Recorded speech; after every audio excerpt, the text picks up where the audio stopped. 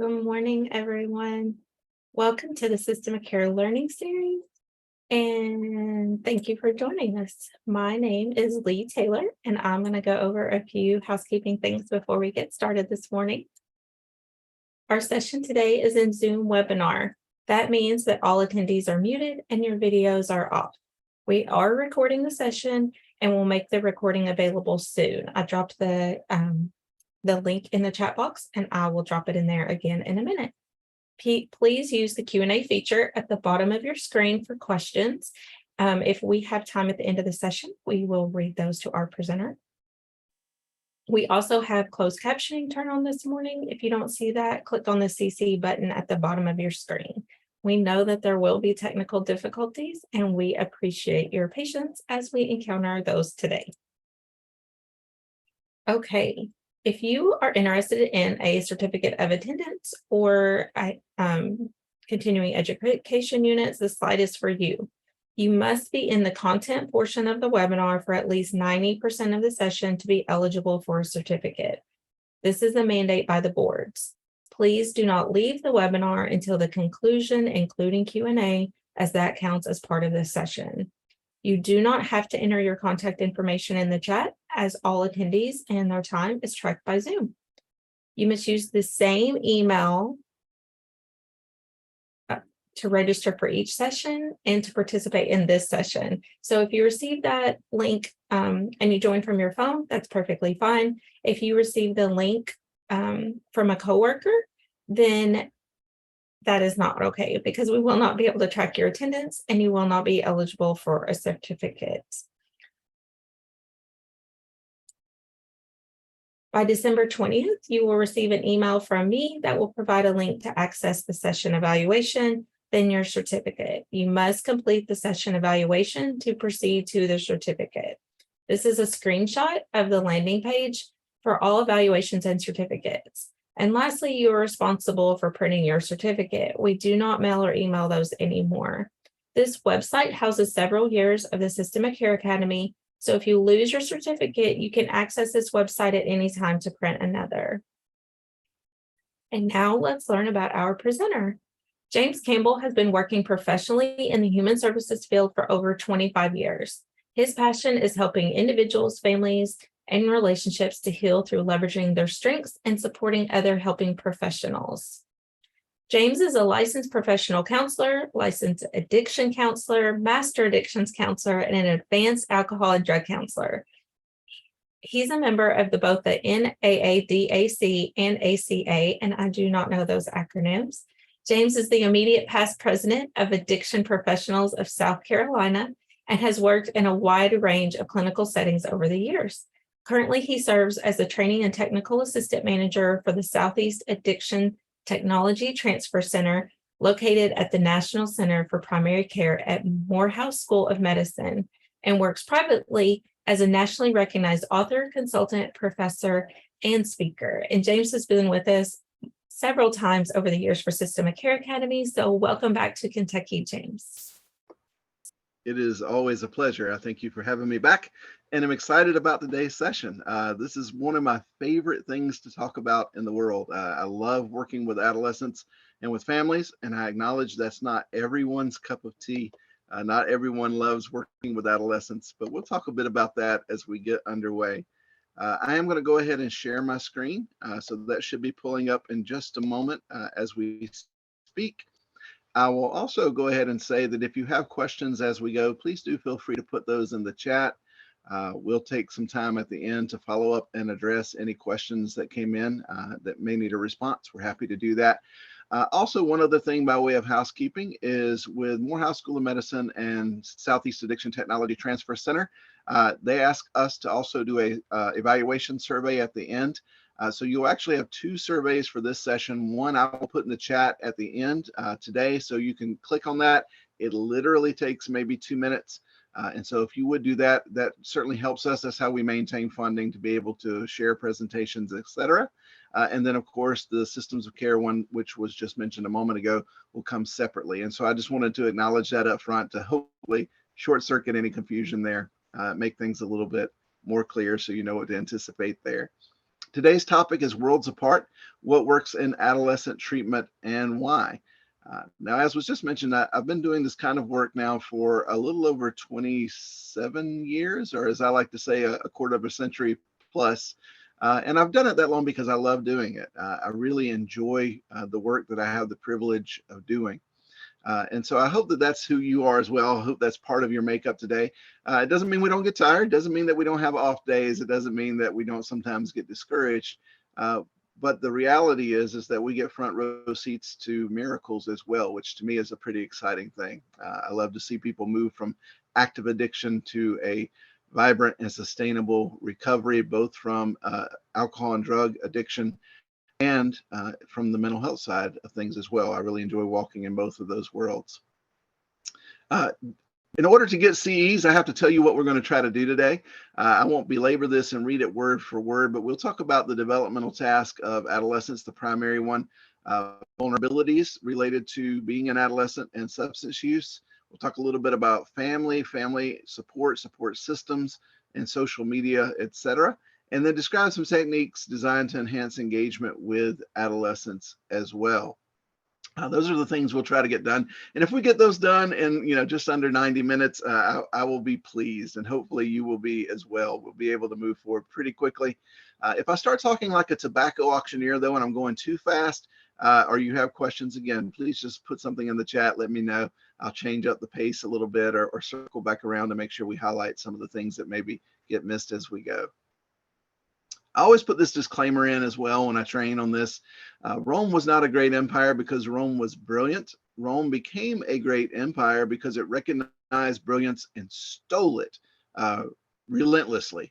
So today, as I'm training and as I'm presenting, if you hear me say something you think, wow, that's brilliant, odds are pretty good that I stole it from somewhere.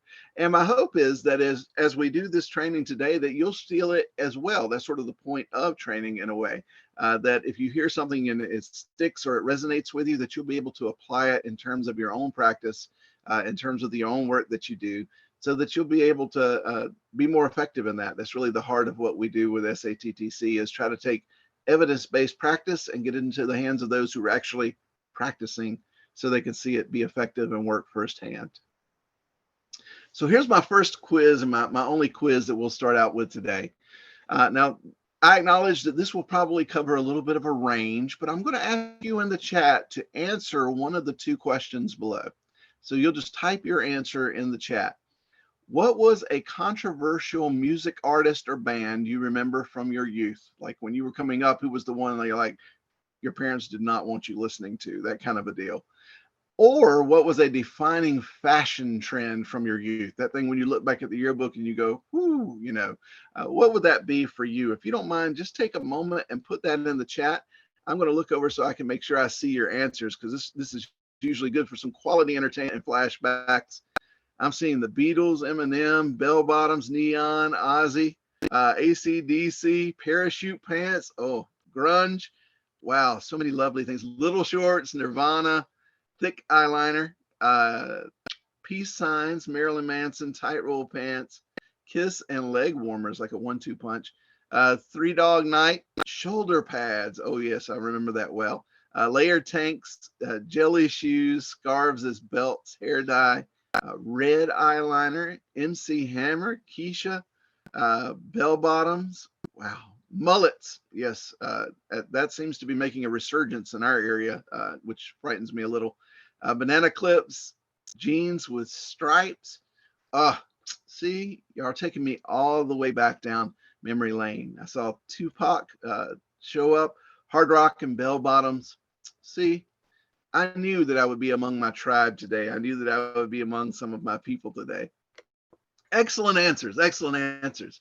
And what I can tell you from having done these trainings for a long time is that if we were in a room together answering this question live and answering it and talking to each other, the energy level in the room would jump up by 10. Because you start talking about your adolescence and it takes you back a little bit. You start to get emotionally invested a little bit in the things that you talk about. And it can be really exciting, and it takes you back to that time. Now, if we're honest, not everybody looks back at adolescence with fondness. Most of us probably would have just as soon skipped portions of it at least. But it does have a strong emotional resonance with us even now. When we talk about our adolescence, it just hit us emotionally more powerfully in some ways than even things we talk about today. We'll talk a little bit about why that is as we go through as well. And we'll do that by talking about 6 different amazing observations as we go through and talk about how we apply those or what do we do with some of those clinically. Now, there are a lot of thoughts out there on adolescents and how to work with them. In fact, if you are a parent or guardian of an adolescent, one of the things you know is that sometimes people give you unsolicited advice about what you should be doing with your teen, what you should be doing with your adolescent as well. Mark Twain had some advice on what you do with adolescents. What he said you should do is take a 12-year-old and put them in a large oak barrel. You should seal off the lid and feed them through the knothole.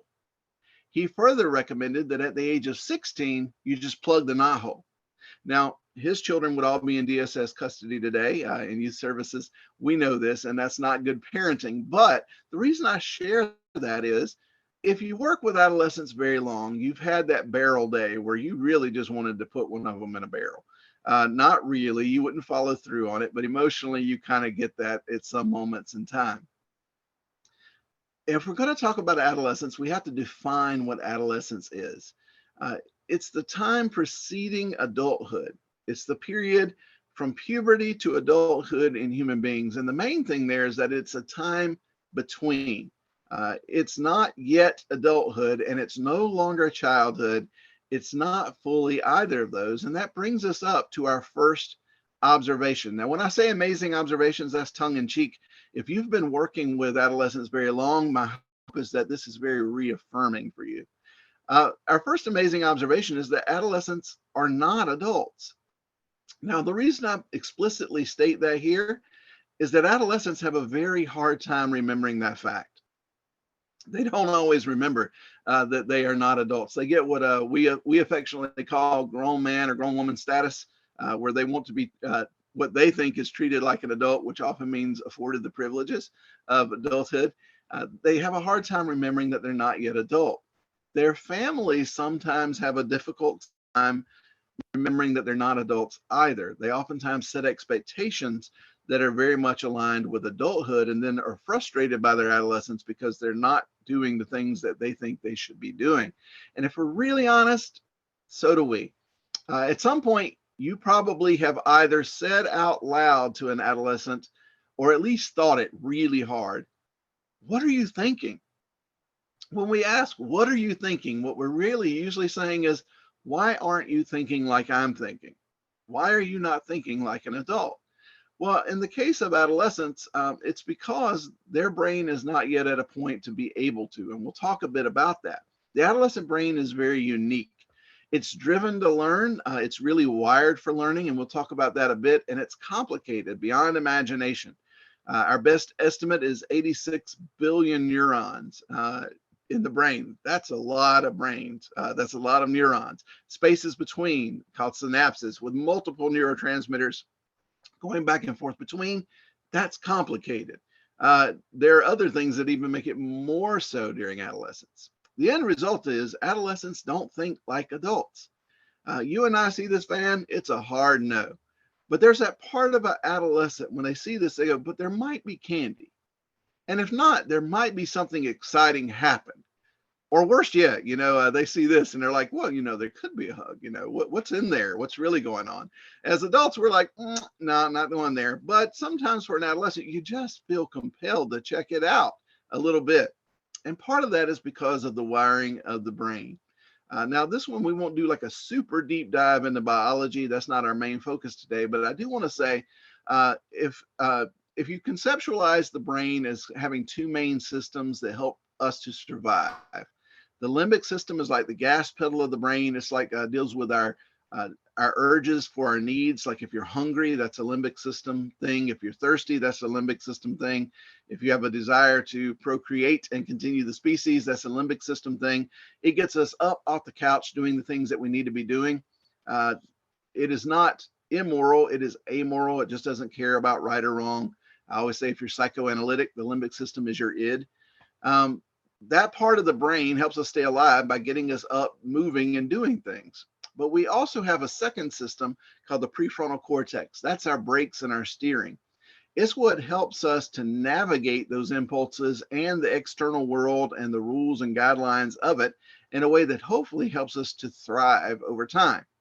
Now, the problem is that a child is born with their limbic system more or less intact. Now, it does gain some connections and some relation over time. It pairs some things together over time, but the system itself is fundamentally working at birth. You don't have to teach a baby to cry when they're hungry. They will let you know. But the brain develops from the back to the front, with the very last thing to develop being the prefrontal cortex. In other words, your brakes and your steering don't come online until later. Now that's challenging, because if you can imagine driving a car with no brakes and steering, or very little brakes and steering, it isn't working quite right. That's really challenging. But for the adolescent, it's like that limbic system is on overdrive. They're doing 120 miles an hour, and their brakes and their steering don't work that great just yet.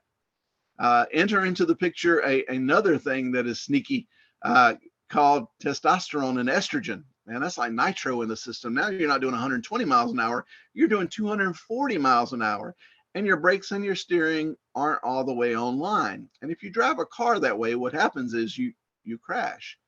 And that describes a lot of what we see in adolescents. Their behavior often looks like a crash, sometimes literally with a vehicle, but sometimes they crash in terms of academics, they crash in terms of relationships, they crash in terms of sneaking out, they crash in terms of all kinds of things along the way. In fact, if you want to really fundamentally boil down part of our role as if you parent adolescents, or if you're doing clinical work with adolescents, part of our goal is to help come alongside and support their brakes and steering until theirs fully develops.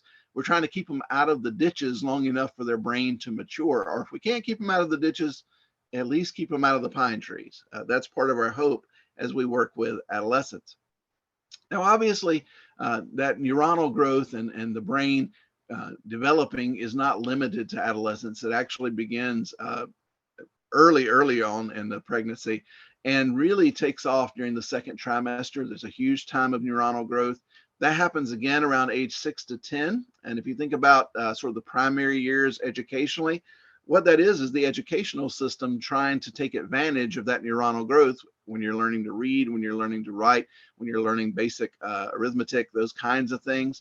That's what they're doing in that case, is they're really trying to capitalize on that neuronal growth and help you set a strong foundation educationally. But beginning a little bit later on, in early adolescence, neuronal density declines and pruning rate increases. Now, I know you probably find this hard to believe because of my super metropolitan accent, but I'm a tad bit country. And so when I hear pruning, my mind doesn't immediately go to neurons. My mind goes to like apple trees and deadheading roses and that kind of thing. And when you're pruning, what you're really trying to do is take off the parts that aren't being efficient, that aren't producing, so that those that are getting more of the nutrients, more of the energy. And essentially, when you hit adolescence, that's what's happening.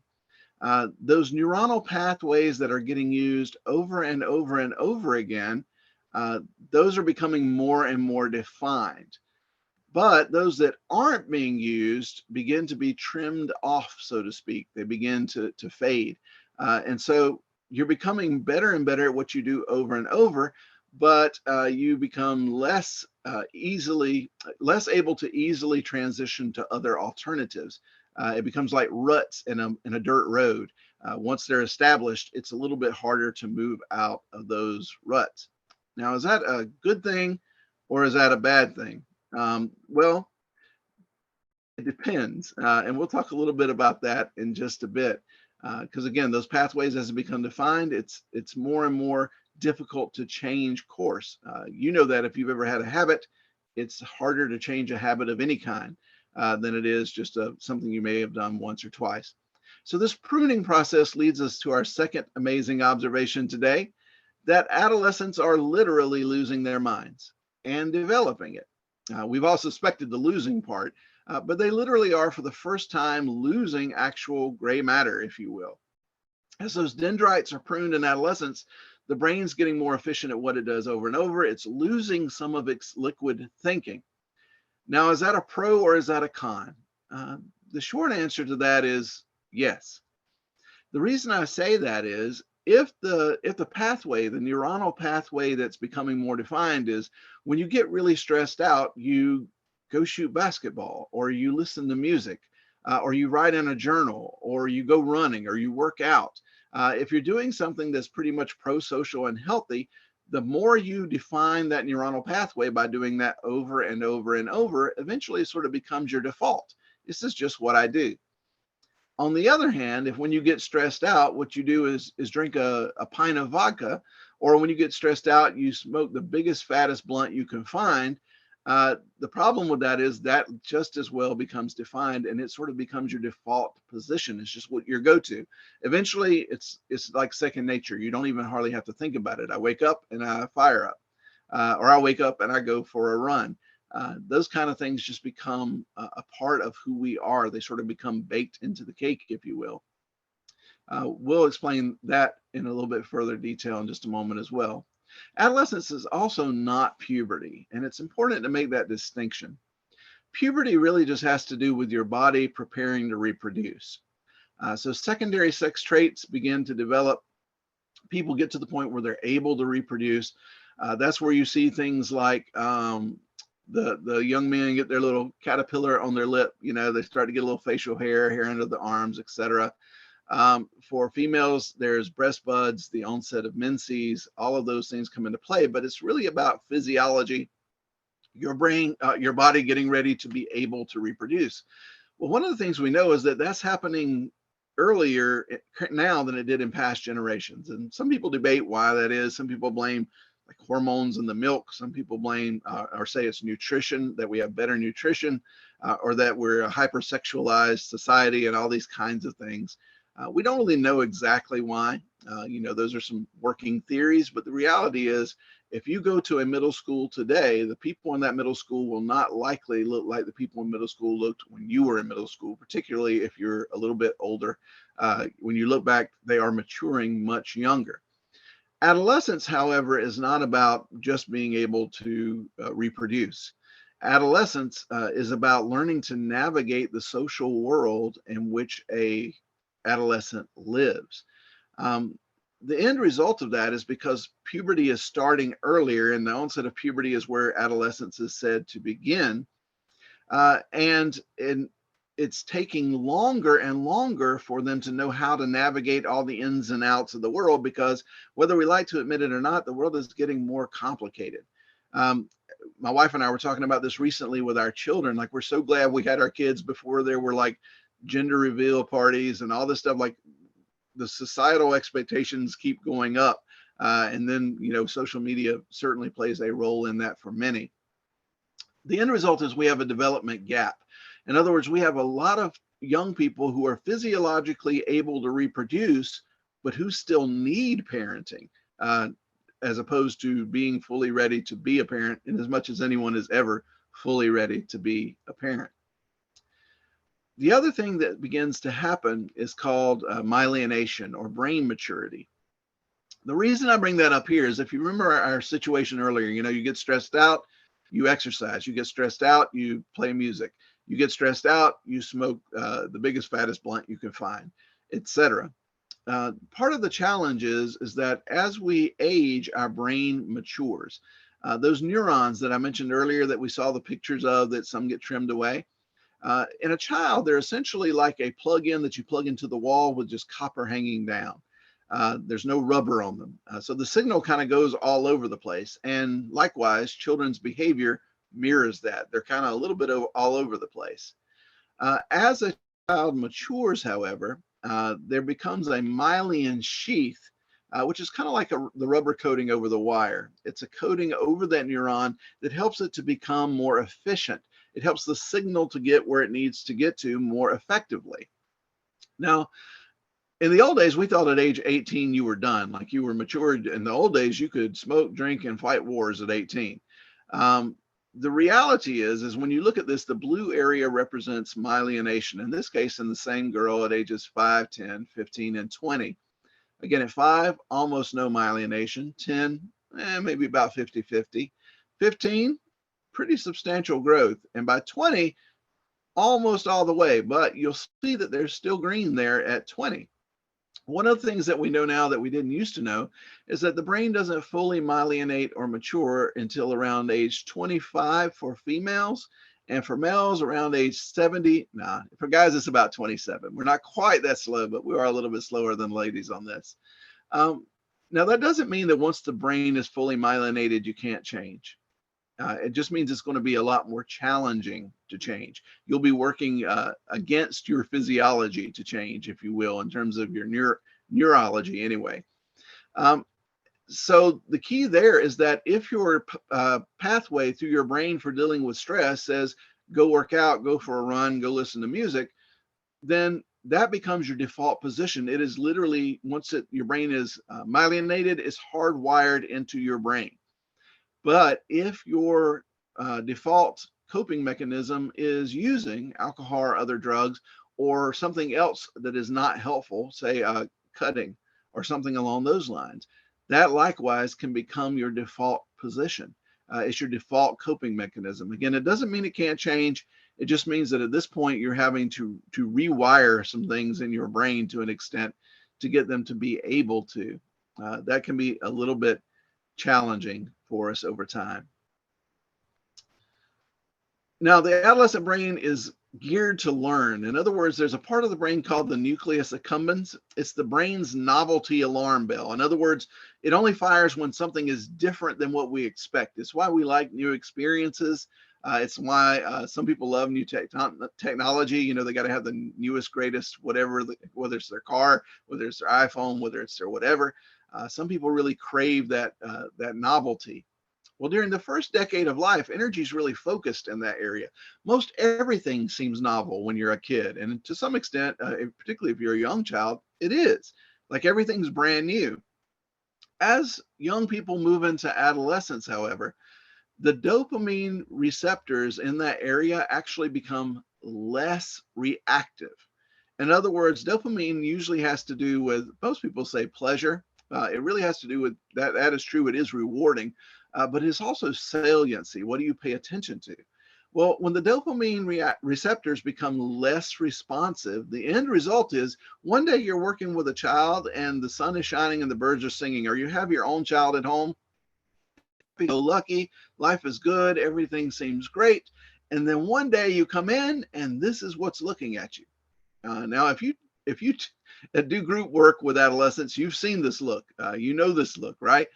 The energy in that nucleus accumbens drops. The bottom line is that it's really easy to make a child laugh. Like if you look at a child and make a funny face, they will probably laugh with you.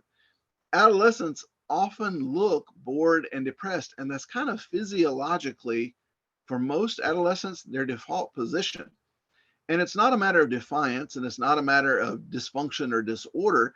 It's physiology. They are wired in such a way that they feel a little bored and depressed. It's why you can have a child in downtown New York City who looks at their mom in the eye and goes, there's nothing to do. What do you mean there's nothing to do? Like you're in New York. Like where is there more to do? Maybe Hong Kong. That's it. But the reality is physiologically, mentally, their experience is everything's a little bit boring. Everything's a little bit not so exciting, particularly your parents, heaven forbid, you know. It doesn't mean that parents don't play a role. We'll speak on that a little bit as well. The end result is adolescents don't like boredom. Adults don't either. We're not real good at it. When we get bored, we tend to start trying to find ways to shake things up. Well, adolescents put an exponent on that. It's even more so. So oftentimes what that leads to behaviorally is risk taking. They're looking for something novel. They're looking to feel something. Sometimes that may lead them to do pro-social things like trying out for a play or trying out for a sport. Sometimes it leads them to trying a drug or trying shoplifting. So it can go either direction. It's not good or bad. It just is. And the reality is we need our kids out of the nest and exploring the world. If kids don't ever take any chances, they don't take any growth producing risks, then what happens is they end up in our basement or in our spare bedroom when they're 52. And I love my children, but my hope is that they don't have to do that. that at some point they're able to truly go out and establish themselves in the world, etc. Now, the adolescent brain is really hardwired to seek out more stimulation and more novelty. They are wired for that, which leads us to amazing observation number 3. Adolescents are not young adults, they're big kids in many ways. In fact, when my own children were in adolescence, and they still are, my favorite times with them now is when they forget that they're grown and they just play for a little bit. Like whether we're playing a board game, whether we're just doing something, they forget that they're supposed to be all mature and they just have a good time. And to be honest with you, that's my favorite times with my wife too, when we just like forget that we're supposed to be old and mature and responsible. We just go and do something goofy. So remembering that they're not young adults yet, they're really big kids, can really set our expectations a little bit as well. I often use this image when I'm working with parents and children together. And the way I usually frame this up is I'll say to them, all right, first off, I don't want to hear from anyone who is 18 and younger. I only want to hear from like 19 up to answer this question. When you look at this image, tell me what it is you see. Like, what is it you think? Does it elicit any emotions for you? Anything like that? And usually from 19 over crowd, these are the kind of things I get. That fence is going to be a lot of work. They need to mend that fence. Who's going to cut that grass? Well, that thing's going to fall in soon, it's nostalgic. It reminds me of going to my grandmother's when we were little. It just reminds me of the country, or it's peaceful, it's serene. On the other hand, then I'll change it up. I'll say, okay, that's a good list. Then I'll say, anyone 18 and younger, when you see this picture, tell me, what do you think? What emotions does it elicit for you? What do you see there? And they'll often say things like, I can jump that fence. What's in that barn? That's boring. There's no cell signal out there. Oh boy, we could party hard out there. We could pull in a flatbed and have a band. A whole different image, a whole different idea about what's out there, a whole different idea about what would be happening emotionally for them in this space. Now, the key to that is, and this is always what I bring that group back to, is you're looking at the same picture, but your experience of it is very different because of where you are in life. Some of that's physiological, some of that's social.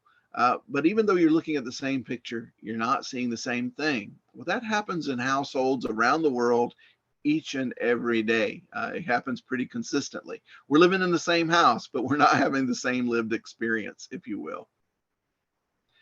So some thoughts on that. Adolescents have a biological mandate to explore their world. If it was left up to people my age, nobody would be climbing Everest, right? When people make discoveries of that sort, it was usually 20s, 30s, in that ballpark. Adolescent growth in the central core of the brain is solidifying what we learn with emotions. The best example I can give you of that is oldies radio stations. First of all, when I just said oldies radio stations, as we just saw in that question we asked in the beginning, what we define that is varies quite a bit, right? Whether we call that the Beatles or whether we call that Eminem, those were two different generations. In fact, a couple of generations in between even. So the reason we have oldies radio stations is a little bit interesting. There's more music being produced and put out today that can be consumed through multiple platforms than at any point in the history of the world. So why do we have oldies stations? Because the music of our adolescence often becomes the soundtrack of our lives. Like when we think back to songs that were really popular, or we hear that song play back on the radio, we're like, oh, I remember where I was back then. Emotionally, those things are strongly linked for us. Likewise, I was talking with someone earlier this morning about the smell of coffee, and they were talking about that being like a powerful emotional memory for them. Growing up in a household and smelling it brew and then being able to try it later on, etc. Those things become emotionally linked in a powerful way for us. The prefrontal cortex is starting to come online, particularly the older an adolescent gets, the more they can do some abstract reasoning. That prefrontal cortex, if you ever find yourself going on second thought, that's always prefrontal cortex. Limbic system has no second thought. It just wants what it wants. Prefrontal cortex is always like tapping the brakes going, hold up a minute, maybe we ought to think about this thing. The older the adolescent is, the more that part of the brain is coming online. But if you're working with really young adolescents or working with children, that delayed gratification is greatly diminished. Their ability to think that through is much smaller. And the connections between learning and emotional centers of the brain and judgment centers are strengthening. In other words, you're becoming a little more committed to the decisions that you make. Your identity is coming into its own. So without novelty, this is what we've got, right? This is what's looking at us.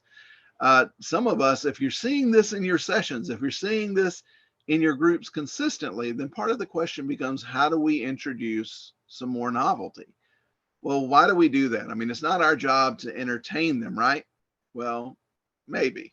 It's not our job to entertain them, but you have to understand that our competition is multi-billion-dollar industries based on entertainment. And if they're not having a good time, if they're not enjoying engaging in an emotional level, then they're going to want to avoid it, which we call attrition, right? That they're not wanting to come back to services, etc. It's also a problem because the reality is boredom is deadly.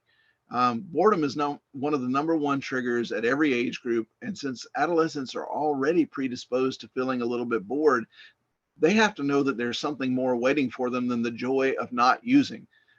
If using has been a source of novelty, often a source of social connection for them, and now they're not using, where are they going to find somewhere else that makes them feel truly alive? Now, there are some places where recovery, youth recovery, young people's recovery is really strong. They do like outings, they go and do stuff that can be really powerful, really positive. But in some places that is not as pronounced. So how are we going to help them navigate that? Where do we help them find something that they enjoy, that they're passionate about, that they can engage with as well? If we don't take advantage of the brain's ability to learn during adolescence, that window gets narrower. Because of that myelinating, you literally have greater impact the earlier you intervene. You don't want to delay that. So that's why if you work in prevention, you say you want to prevent or postpone use. The number two predictor of whether someone's going to struggle with addiction is age of onset. In other words, how young were they when they started using? And the younger they are, the more likely they are to struggle with substance use disorders over the course of their lifetime. That intellectual stimulation and relational connection are central to basically growing up, to maturing as an adolescent.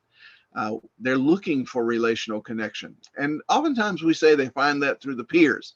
And they certainly do. The influence of peers goes up, but that doesn't mean that the influence of family disappears. In fact, you will consistently find that they still list even adolescents who may be feeling contrary, and they're probably not ever going to say it to the parent or guardian, still identify family as one of the main influences in their lives, even through adolescence.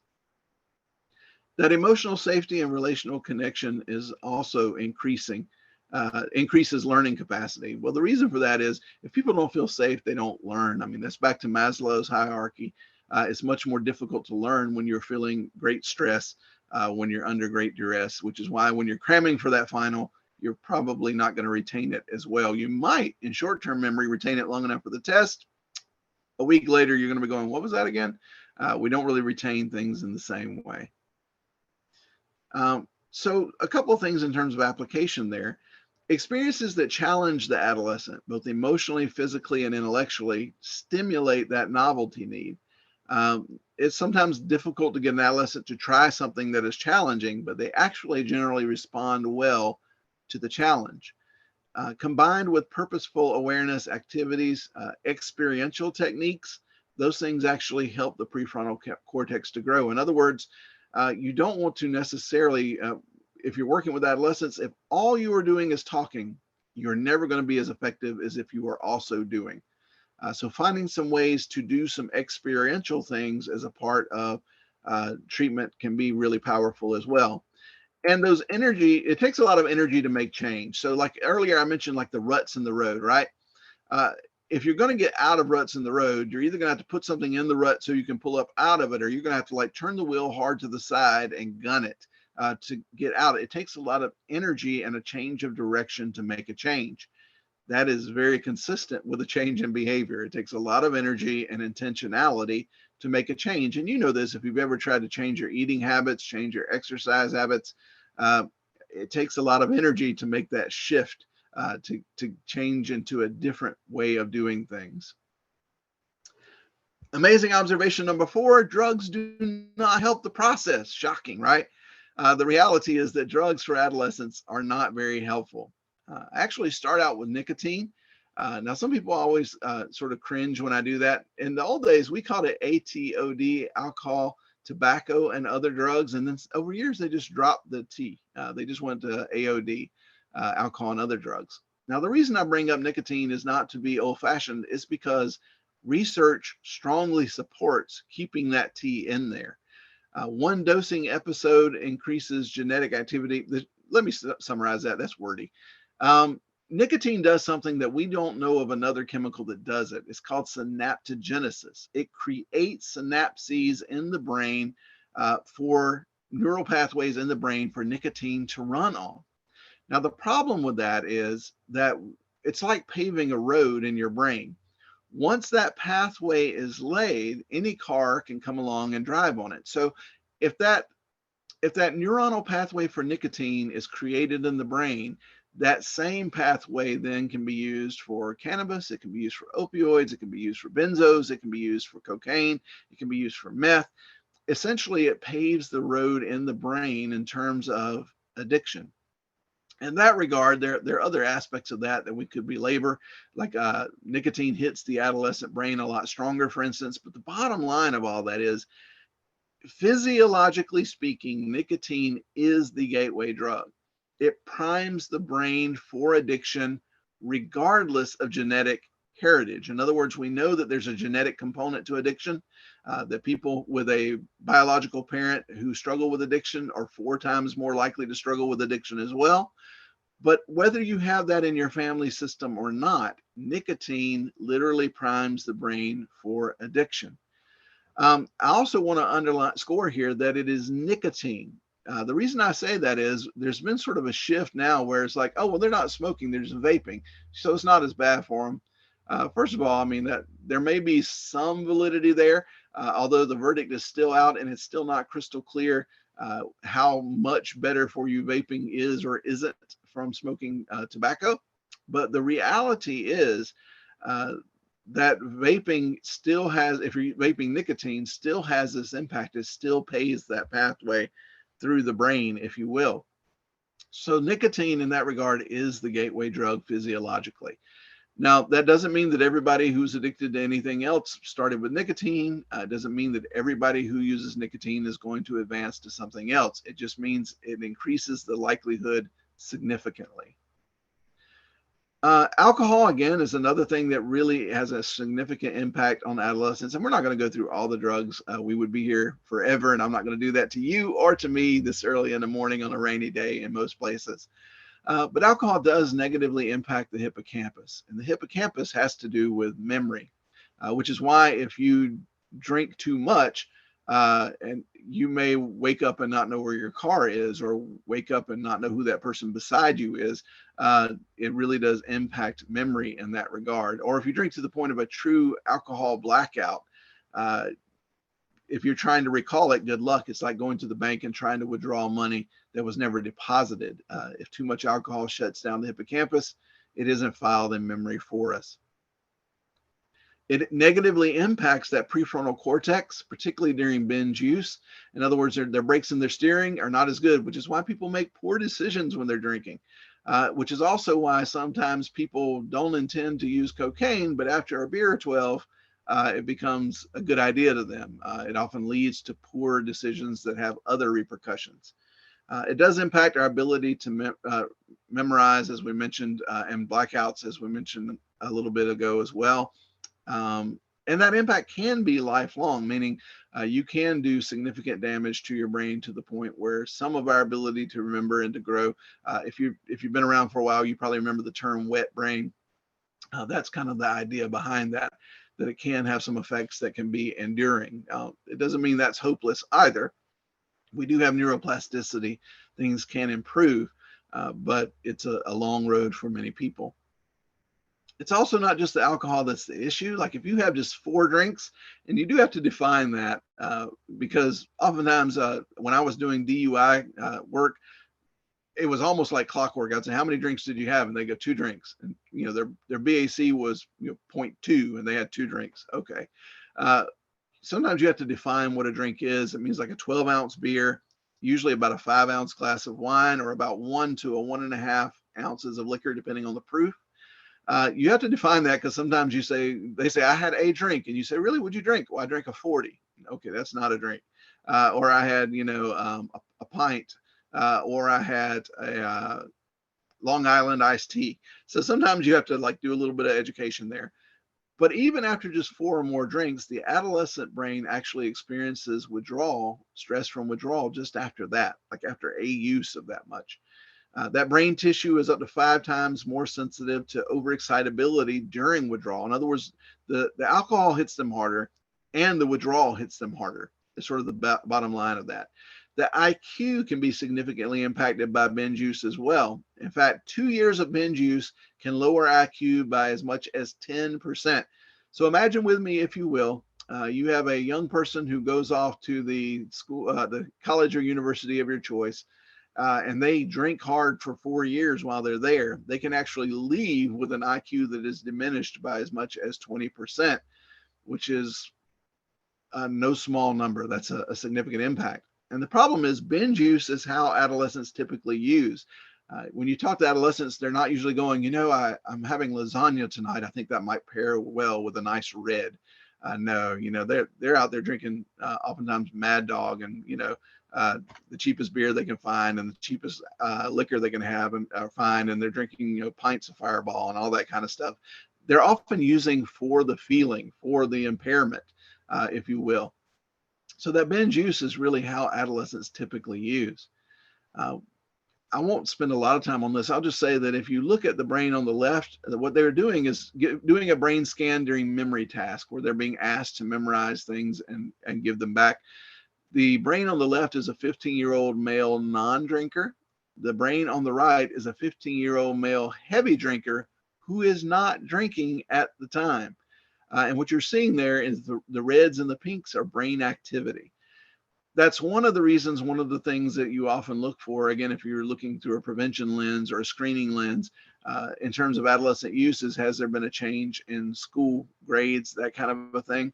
Now, that's not foolproof. There's some people out there who are using heavily and manage to be valedictorian, but those are unicorns. They're very rare, but they do occur out there. The issue isn't that the person who's using heavily is not smart. It's not that the person who is using heavily is not smarter than me, because sometimes I've met some who really were. The reality is, though, that the person who is using heavily will never be as intellectually capable as they would otherwise be. If Edison had used heavily, we might be having this discussion around candlelight this morning. It's a little bit of a different thought process. It has to do with human potential. Addiction is often overdiagnosed in adolescents who show up. Underscore that, who show up, because we know that 90% at least of people who could benefit from treatment never grace the doors of any type of treatment. It just doesn't happen. But of those who do show up are more likely to be diagnosed as severe, in the old days dependent, or as addicted. The key there is, if you think back to college, and you think back to some people you may have known in college, we weren't that, but we know people, right? Who maybe consumed a lot of alcohol or a lot of drugs for that matter. Oftentimes, if you diagnose them based on what they were doing at that time, they would have met criteria for severe in some cases. But then as they got older, their social circumstances changed. They quit using, they grew out of it, if you want to think of it that way. That does happen for some people. Now, you don't want to bank on that. That's not a treatment approach if someone's using problematically. But that does happen for some people. Now, that overdiagnosis is something we just want to be mindful of. A provisional diagnosis can be your friend. A devastating and misunderstood disease, of course, and I won't belabor that, is treatable but not curable. That's why it's considered chronic. Multisystemic, meaning it impacts everything. It impacts their schoolwork, impacts their family dynamic, it impacts their peer group, it impacts their romantic relationships, all of those things that are foundational that we often think of in terms of our growth and development. It impacts all of those. Addiction also oftentimes leads over to commingling disorders, where someone in the old days, oftentimes people thought if you're using to self-medicate. The reality is, what we know from research is it's more likely to be the other way around. If you use substances long enough, even if you didn't have a primary other mental health diagnoses, you can develop a different mental health diagnoses by virtue of use. And that we have to focus on recovering family and community because it's multisystemic and impacts all of those things. When we talk in terms of recovery, we want to influence and impact all of those different systems as well.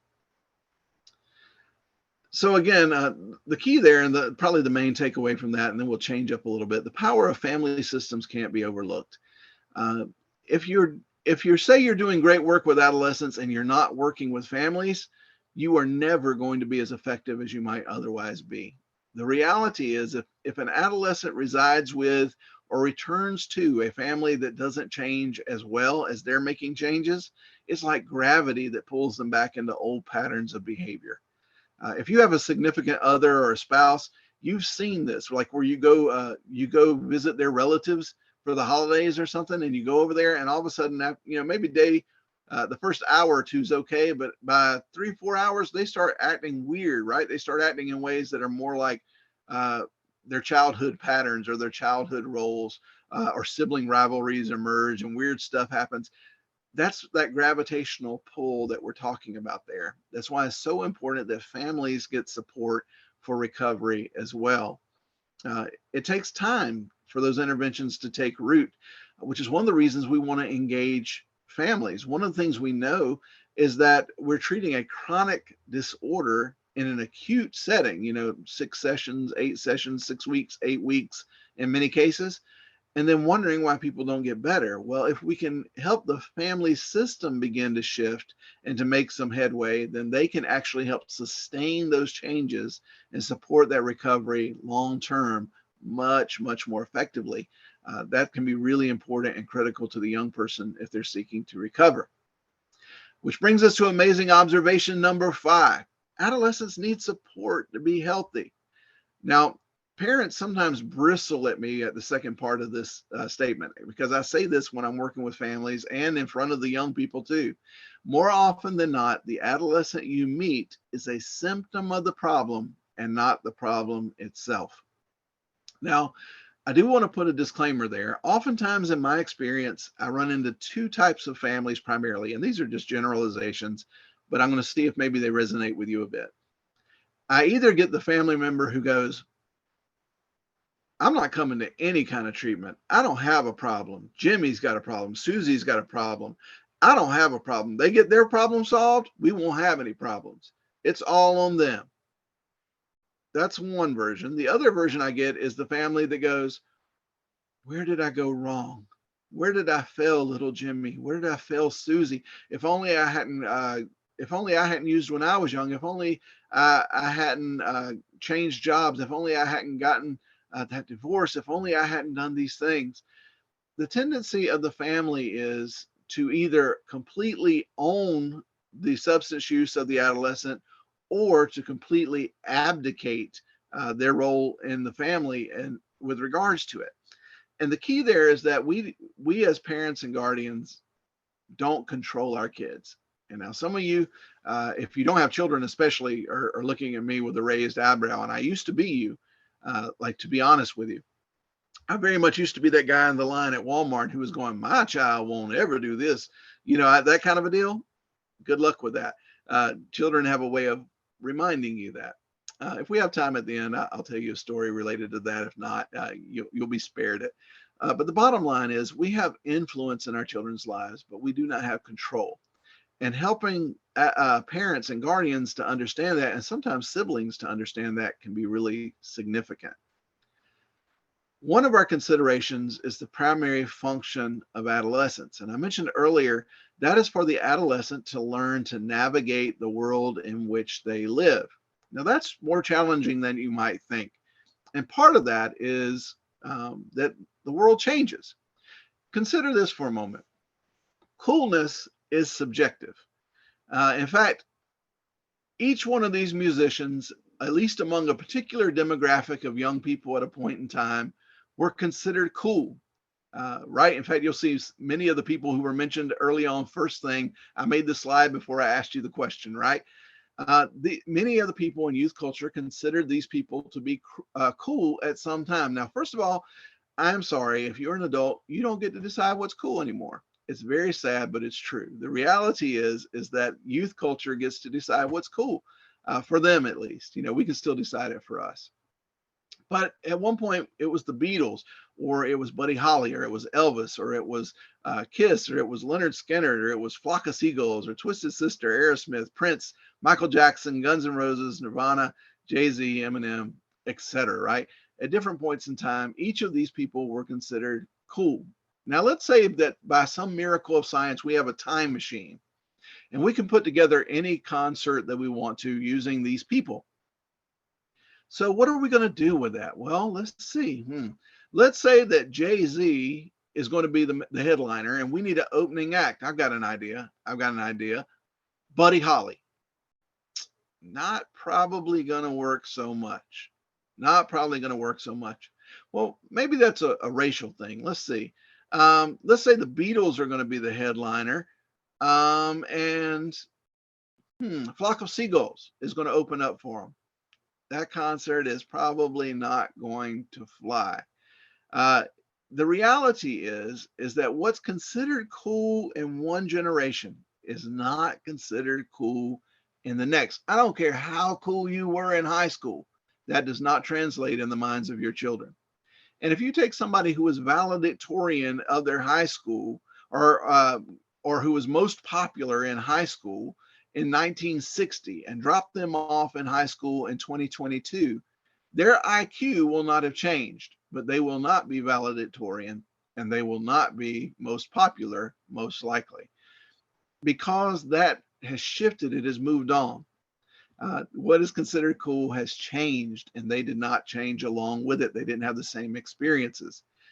Let me also just put a disclaimer here that if you think that that's where the musical timeline ends, because sometimes I'm working with adolescent counselors and they go, yeah, I'm hip. I listen to Eminem. And I'm like, you do realize that Eminem has a daughter that is older than the adolescents you were treating, right?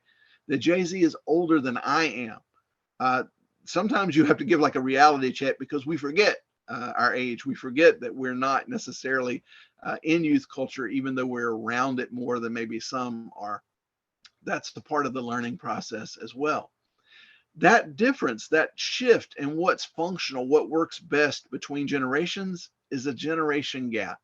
And there have been generation gaps as long as there have been generations. In fact, to illustrate that, I will give you one of my favorite quotes of all time. The children now love luxury. They have bad manners, contempt for authority. They show disrespect for elders and love chatter in place of exercise. Children are now tyrants, not the servants of their households. They no longer rise when elders enter the room. They contradict their parents, chatter before company, gobble up dainties at the table, cross their legs, and tyrannize their teachers. And I hear a whole generation rising up and going, can I get a witness, right? Socrates, 470 to 399 BC. Generation gaps are not new. They have been around a very long time. In fact, the Industrial Revolution just put a speed zone on it. Because before, 400 years ago, you grew up in a farming society, an agrarian society, and you worked the same piece of land that your parents and your grandparents and great grandparents worked, the things that they taught you about farming pretty much translated.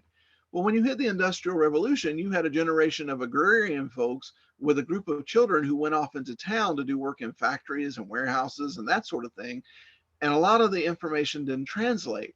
With the advent of technology, that sped up even more, which is why, if you look back and we're trying to navigate the iPhone 1 with the iPhone, I think it's 14 this week. We'll see.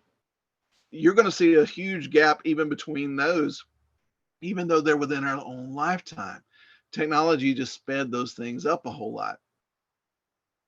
So how do we support the adolescent brain? Well, one disclaimer there, and one of the places that a lot of counselors and clinicians and parents and guardians and uncles and people lose credibility with adolescents is we spend time trying to teach them to navigate our world instead of theirs.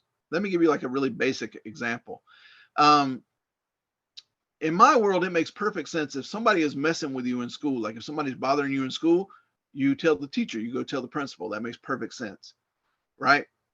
But if a part of the dynamic and the culture of that school is, snitches get stitches, and they're going to be ostracized by their peer group, they're going to be taught trash about, it's going to make basically their high school experience, a living Hades, if you will. The reality is that them handling that situation the way you would handle it as an adult may actually be detrimental to them. They know that.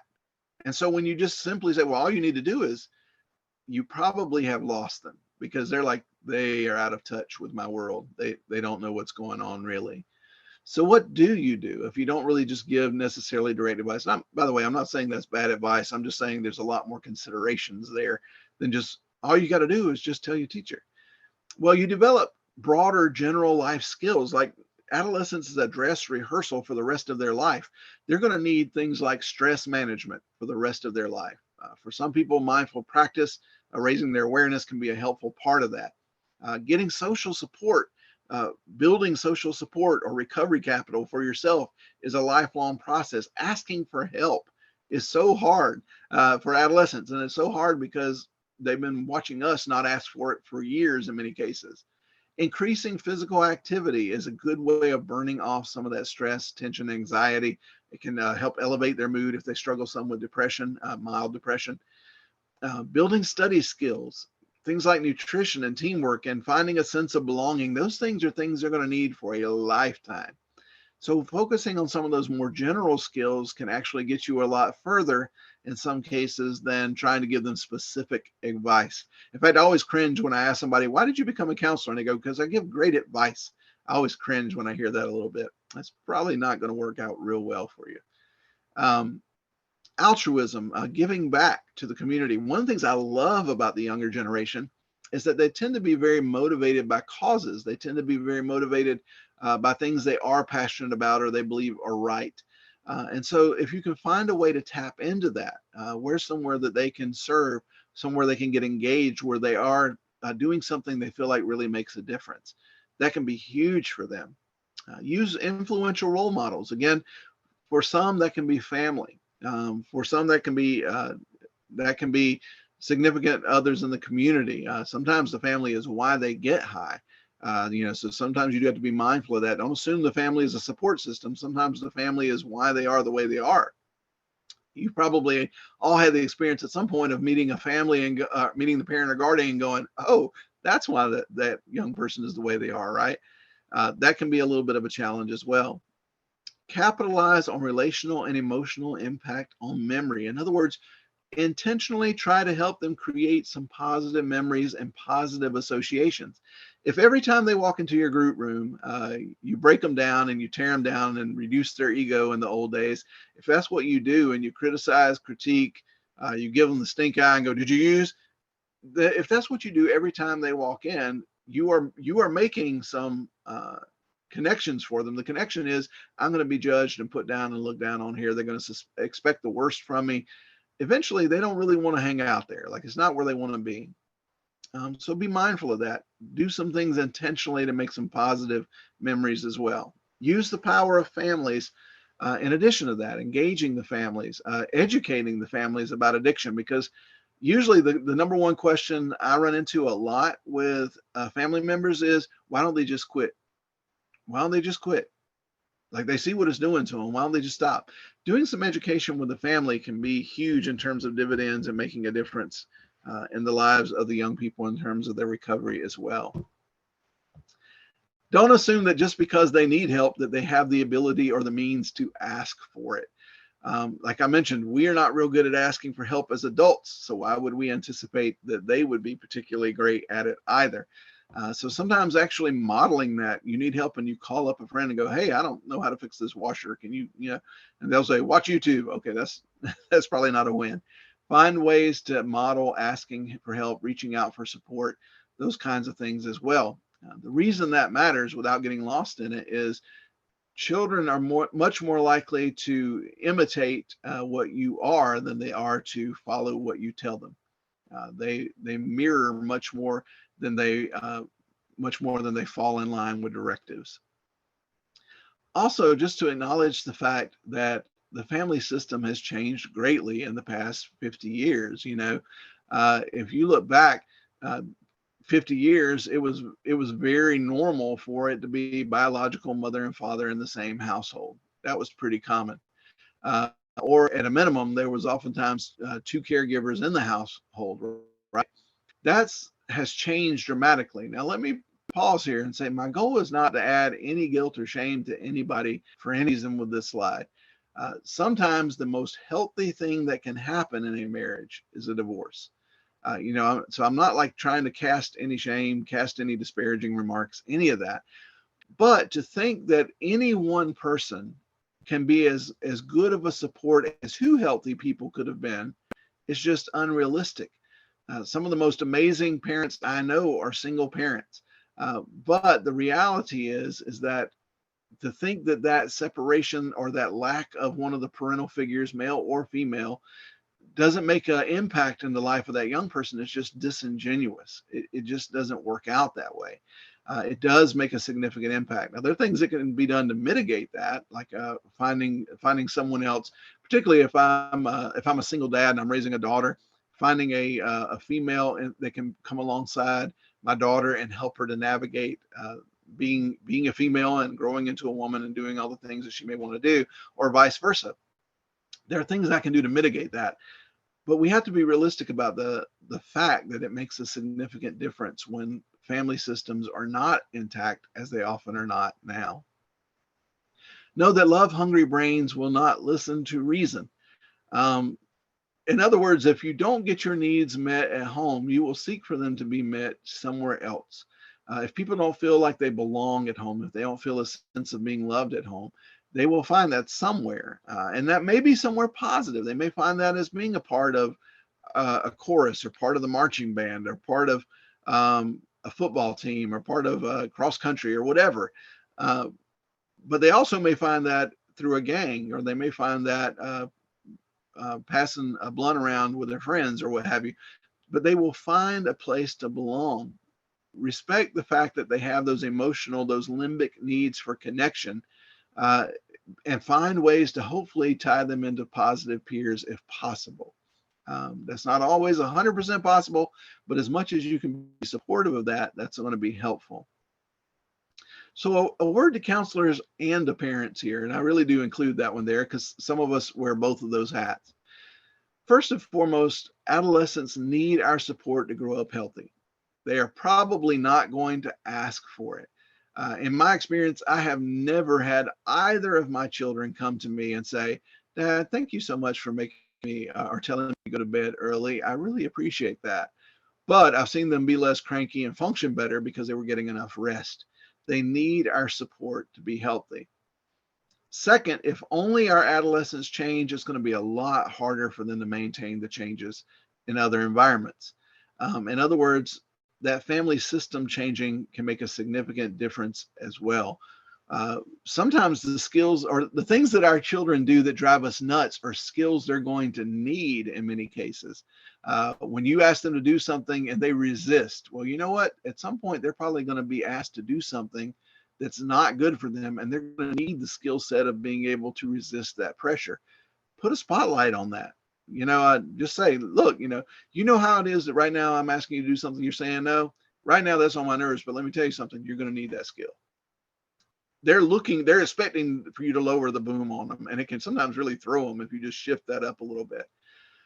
This third one is a huge one. You cannot out-teach, out-counsel, or out-parent addiction. You can't. You can't out-educate it. Education alone will not fix it. You can't out-counsel it. You can be the best counselor in the world, but if someone's addicted, that may or may not ultimately move them toward recovery. And you can't out-parent it. Again, helping parents understand that difference between influence and control is huge in helping to make a difference. I also can tell you that almost always in a family group, if I'm working just with the parents or caregivers, if I say that to them and I make it the point of, listen, you have influence in your child's life, but you can't control them, and it is not your fault that they are using, I almost always see tears in that group, because oftentimes the family or the parents or guardians are carrying around this huge weight of guilt and sometimes shame as well. And as the family members get healthier, it's more likely to help the young person to get healthier as well. Fourth, you cannot control behavior, but you can absolutely influence it. Uh, that's sort of behavior modification 101, if you will. So I won't belabor that unless we have some time at the end. I'll circle back around to it. And last, build the relationship with our adolescents. I've heard this, it's like kind of cliche, and you may have heard this before, but it's accurate. Rules without relationship equals rebellion. If somebody I don't know comes up to me and says, do this, my immediate question is, or what? I don't know them. Like, I don't know who you are, and you're bossing me around like you're trying to be in charge of me. That's not going to go real well. That relational piece is so significant. Take the time to do, like right now, this moment, my son is 18. I am watching a TV show that I didn't particularly have an interest in. Why? Because as I watch it, he's already seen the whole show, right? I'm doing it on Netflix. He's already seen the whole show, but as I watch it, I go, wow, this character was really this way. It's a place to engage. I know parents who will say, I would die for my kid, but they won't listen to the radio station their kid listens to. Let them pick the station and let that be a point for conversation, not just for critique, but for conversation. Build that relationship intentionally. Amazing observation number 6, our last one. Adolescent treatment should not look like adult treatment. They should not look identical. Effective adolescent treatment should be done by somebody who actually likes adolescents and can engage with them, which is not everybody. In fact, sometimes you may have seen, or hopefully you're not, but you may have even been somebody who tried too hard to engage with adolescents and tried to use the lingo and probably ended up using it wrong, right? And so you think you're cool, but you're decidedly not being cool. But it should be done by somebody who likes adolescents. You and I both know that if you do an adolescent, if you do individual sessions with adolescents, family sessions, or group sessions with adolescents, there are some clinicians who you would ask to cover your group or to cover your session. There's some you're like, no, we'll just reschedule. Because the reality is not everybody is good with that, just like not everybody is good with working with people with borderline personality disorder, or not everyone's good at working with someone with depression, or not everyone's good at working with someone with addiction, etc. It's a specialty. Some people are great at it. Some people could do all the education in the world and they would never be great at it. Their heart's just not in it. Effective adolescent treatment must take advantage of novelty needs. Do some things to mix it up. Switch things up a little bit. Don't just do the same thing the same way every time. Now, there are ways to mix that up. For instance, you might always do an emotional check-in at the beginning of groups. Like if you're doing groups, that's pretty common, right? What's a one feeling word that describes where you're at right now? Something like that. Well, why not have them draw a symbol that represents how they feel, or use Play-Doh and sculpt out something that represents how they feel? Might take a minute or two longer, but it's novel, it's different, it changes it up. Or one of my favorites is, why don't you give me a song title that tells me how you feel? Again, it's abstract, it's not perfect, it doesn't fit perfectly into categories, but it can give you a lot of input and insight into the young person. Third, effective adolescent treatment should take learning styles into account. Now, the danger with learning styles is however you learn best is probably how you try to engage others. In other words, if you're an auditory learner, then you probably lecture a lot in your sessions. If you're visual, you probably draw diagrams, or you put up charts, or you show a video, that sort of thing. And if you're kinesthetic, you probably have them up, moving around, doing stuff, changing stuff up that way. The key is that if you're doing any one of those, but not the other two, you're losing 2/3 of your people. So you really do want to integrate all three of those into the work that you're doing. Effective adolescent treatment needs to take developmental tasks into consideration. In other words, instead of giving the right answer, in other words, all right, this person's bullying you at school, how are you going to handle that? What if you gave it back to the group and say, wow, that sounds like it'd be really tough. What have the rest of you in the group found that really helps you, that doesn't get you in trouble or send you to jail? You might need to put that caveat on it, because sometimes their advice is not necessarily helpful, but guide that a little bit. Effective adolescent treatment must include and impact the systems in which the adolescent is engaged. Again, that family systems piece is huge. That school piece can be huge. Finding those positive social supports and community supports are significant. They really make a difference and can be critical in terms of long-term success. Now, here I'm going to run through some slides really quick to illustrate part of the challenge and part of what I hope will really challenge you to consider how to shift some things around in terms of your own practice, in terms of your own service. When you think about what environments adolescents are drawn to, they're drawn to ones that are high energy, like the club, right? The idea of going to a club, going to prom for many of them is a big deal because it's different. You're dressing up, there's music, all that kind of stuff. A lot of people, everybody's going to be there. That fear of missing out, all those things sort of come together. The great outdoors. Now, again, here, if you're of a certain age, you might think hanging out in a hammock or sitting around the fire roasting marshmallows. For adolescents, they probably are thinking something a little bit different when they hear the great outdoors for many of them. Concerts, again, high energy, lots of novelty, lights, pyrotechnics, all those kinds of things going on. Friday night lights for some, like the games going on. Again, being with a big group of peers. There's not too many places where it is considered socially acceptable, to strip off or your shirt part way off and paint on your stomach. That's pretty novel. They sometimes find that to be so. And doesn't all that kind of excitement, enthusiasm, and novelty, doesn't that look and sound just like our groups and our treatment services? That cutting edge stuff that we do. Now, come on, this picture is old. That's not the way it is now because it's changed so much, right, over the years. Some people don't believe in time travel, to which I say, if you don't believe in time travel, I would encourage you to go into most treatment centers and you'll step back 30 to 50 years. The reality is there are lots of things that we can utilize to engage young people. There is a time and a place for a true process group. I love doing those with adolescents, actually, and have found them very, very effective if done well. But if that's all you're doing with adolescents, then you're missing some opportunities to really mix things up. Well, why is this a problem? Why is just sitting around talking, or worse yet, just hearing someone lecture, doing like a psycho-ed kind of group, why is that a problem? What's the problem with it? Well, it's because they've been sitting in class like all day long, right? We think we're above like that old school picture of sitting in rows, but if you go in most classrooms today, they still look a whole lot like this. The only difference between most of them and this picture is now the board is white and there's probably like a projector, but the same basic format is used. So the educational system hasn't all the way caught up with this either. So, I'm not just picking on us as treatment providers. Education, ironically, has a lot to learn about how to engage young people as well. How are we going to really engage their minds, work on those novelty needs to really engage them in a way that makes a difference?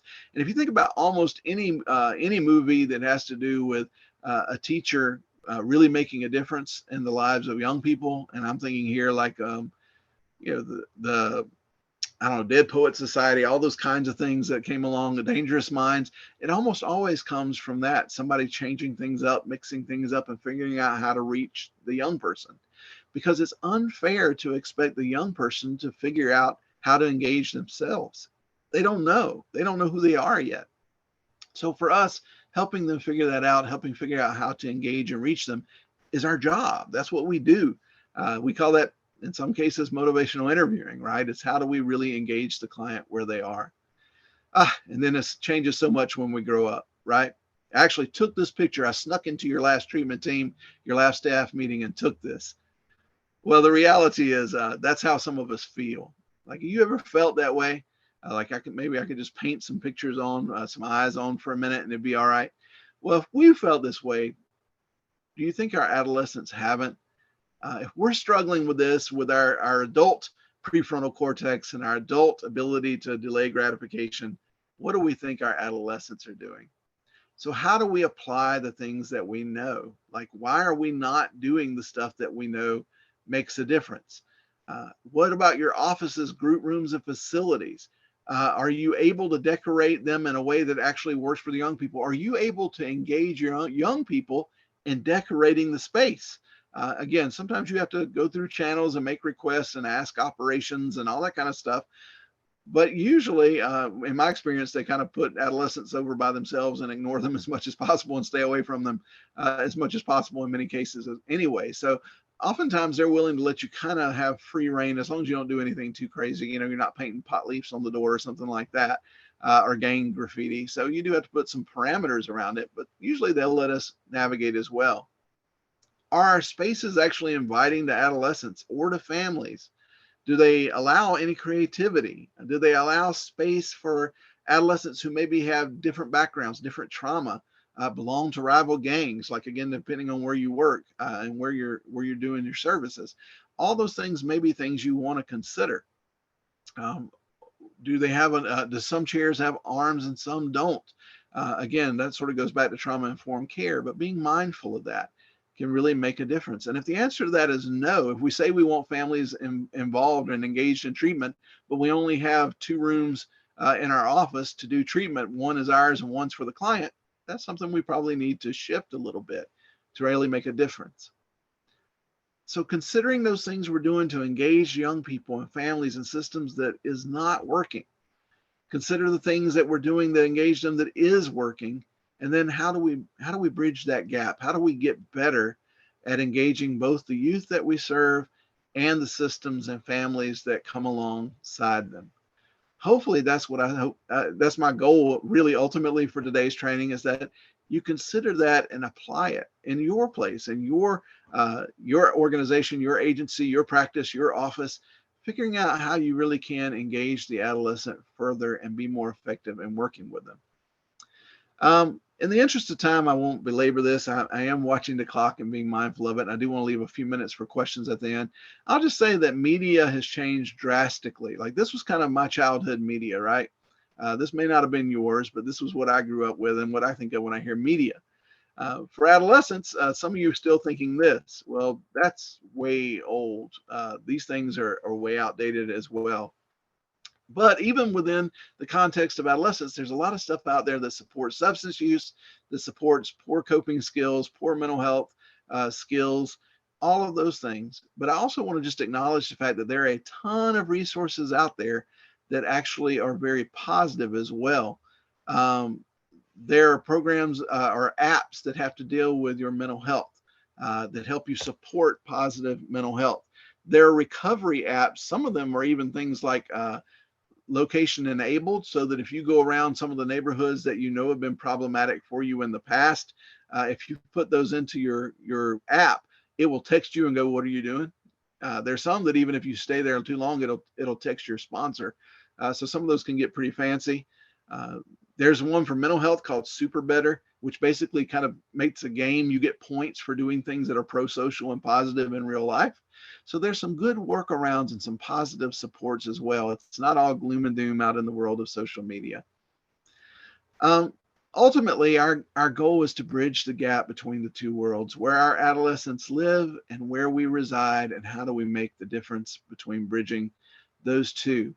How do we increase novelty?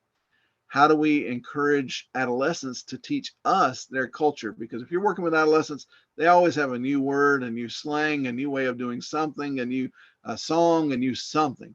So finding ways to get them to be our teachers as well is important. How do we use technology in that as well? And engaging families, again, that's an entire training unto itself. So I will leave that be for time being. Ultimately, like I said, my heart and my goal in this is to give you some ideas and some challenges and some ways of understanding adolescence that hopefully do challenge the status quo a little bit, that encourage you to mix things up a bit. to do things in a little bit of a different way, to be creative, tap into some of your own creativity and some of your own more childlike, youthful tendencies in a positive way as well. In doing so, we can really begin to bridge that gap between the worlds and to make a difference. I'm going to put the evaluation link into the chat in just a moment. I'm going to briefly put up my own contact information. I'm literally going to leave this up like 10 seconds if anybody needs that for any reason. That's all my contact information. Otherwise, I'm actually going to switch over. I'm going to put that into the chat box, that link for the evaluation.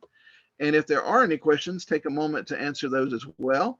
That link should have just popped up in your chat. That's for the evaluation, literally about 2 minutes as well. I'm going to stop sharing that screen now and see if there are questions that came into the chat at any point. We do have a question in the chat that says, are you familiar with the 7 Challenges program? And if so, what are your thoughts? Not deeply. I've heard of it. I'm familiar that it exists, but I haven't worked through it and really delved deeply into it. So I would rather abstain from my opinion than give one that's half formed. I think that's probably a wise course. So now you're giving me some homework. I'll have to go back and brush up on it, study up on it. I will just mention this as a side too. If you're doing work with families, a resource I would really point you toward is the 7 C's by Jerry Moe.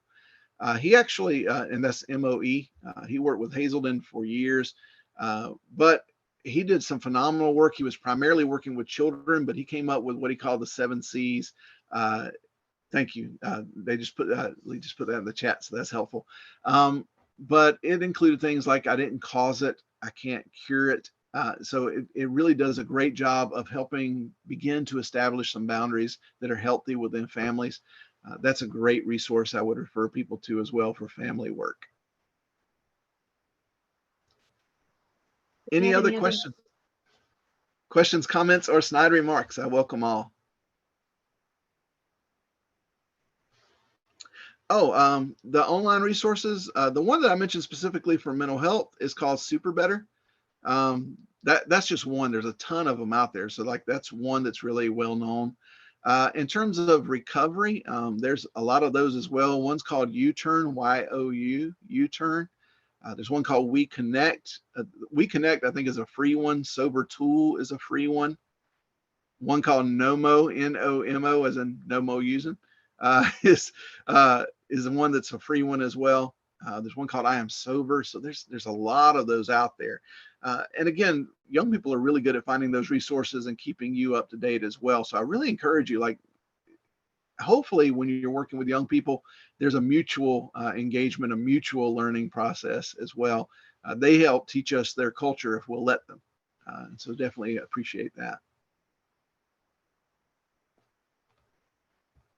I'm not seeing any other questions. Just one final reminder to please complete the evaluation link that James posted in chat box, and then the certificates of attendance or CE link will come around December 20th. Oh, one more question in the chat. Because of my age, I'm often told that youth want relate to me. However, I didn't retire until I was 68 and they related to me in an A school that I worked in. I didn't use a lot of new and unique techniques. What can I do to reconnect with our youth?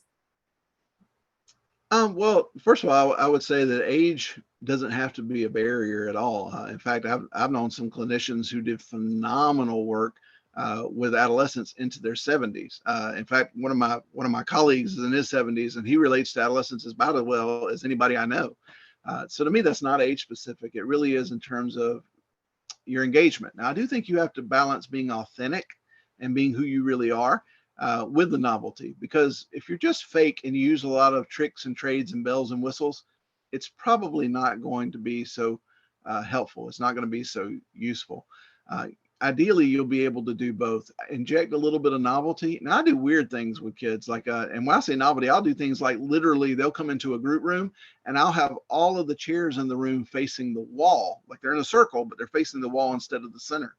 And I'll say, today, we're going to see what it's like to communicate without being able to read visual cues and body language. and we'll talk about affect, and we'll talk about communication skills. Again, depending on what it is that we're teaching on or what we're talking about. If that's the sort of thing you're comfortable with, that works really well. I have other clinicians who do things like they read a short poem at the beginning of every session, or they do a short reading. Some do the emotional check-in. So again, there are different ways of coming at it. But being able to be authentic to who you are is going to be at least as important as any novel ways of coming at that. We have a request for your story about not having control over your child. I will do that. I'll tell you what, though, I know we're at a time boundary and I want to be respectful of everybody's time. So if it's okay with you, what I would like to do is say, if you have to sign off, by all means, this won't be like a long, drawn out story. But I do want to be respectful of folks' time. So if you do have to log out, is there anything they need to do before they log out to be sure they get credit?